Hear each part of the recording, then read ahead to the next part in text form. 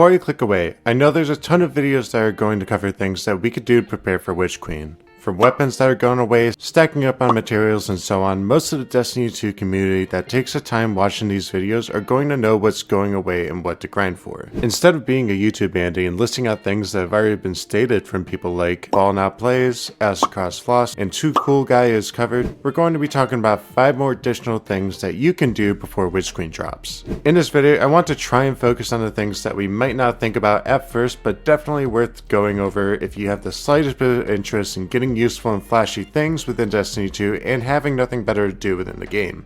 Before we dig into the content, I just want to point out that almost 94% of you that have seen my videos over the last 28 days are not subscribed, and I greatly appreciate if you would consider dropping a sub. We're starting to make a huge push toward high quality content for this channel that focuses on Destiny 2 tutorials, highlights, and anything related to Destiny 2. Starting off this list, we have Elemental Well Armor mods from Wayfinder's Compass and Splicer's Servitor at the helm. Remember the Warmind cells and how broken they made the game? Do you remember how many people ignored these mods when they were really easy to get? I believe we might experience the same thing here with the release of Witch Queen, especially with changes to how we generate Orbs of Light, and this is the main place to get these mods. Is it possible that these can be obtainable next season? Absolutely. Is it going to be as easy as checking both of these vendors daily? We don't know, which is why heading there now to collect these is extremely important heading into Witch Queen.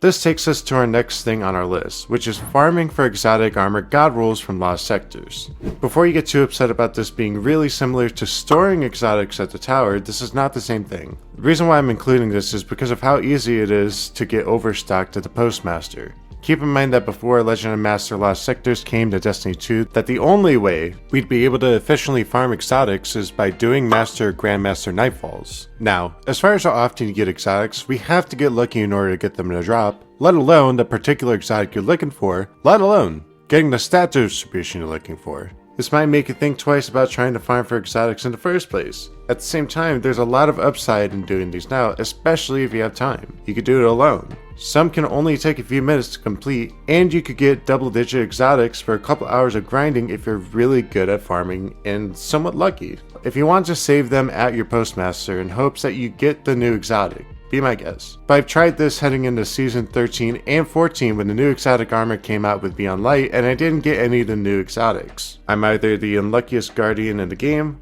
or this just isn't possible. The next thing on this list involves transmog bounties for your drip game. Is there a certain look that you want to rock? In case you forgot, you can have up to 10 801 bounties that you can grind out for on each character if you're looking to make some drastic changes to your drip game, especially since you can equip these on any legendary armor piece. Now, I won't be doing this myself since I have videos to grind along with finding my own editing work for other content creators, but this is worth doing if you're really about your fashion game. Now, I'm not 100% sure, but I believe that you can't stack up on these bounties heading into Witch Queen if you've already maxed out the number of armor pieces you can unlock for the season. At the same time, whatever you can do now will open up even more armor drip that you can use heading into Witch Queen. For those that really enjoy the lore of Destiny 2, you should make sure that you finish whatever campaigns you haven't finished from Beyond Light. These campaigns are a part of what you paid for with Destiny 2 content, so if you haven't finished them and you care about lore, definitely take that time to experience them. I personally recommend Forsaken before anything else, but this is something that you're going to have to follow your heart on whatever you want to go for, especially since everything's going away and there's other things that I know you'll be grinding for. If you're wondering what campaigns are going away other than Forsaken, we have the main Beyond Light campaign along with 3 additional campaigns from Season 13 to 15. This brings us into the final and probably the easiest thing that you could do before Beyond Light, which is unequipping seasonal armor mods. Going into this following season, we're going to be losing all of our seasonal mods.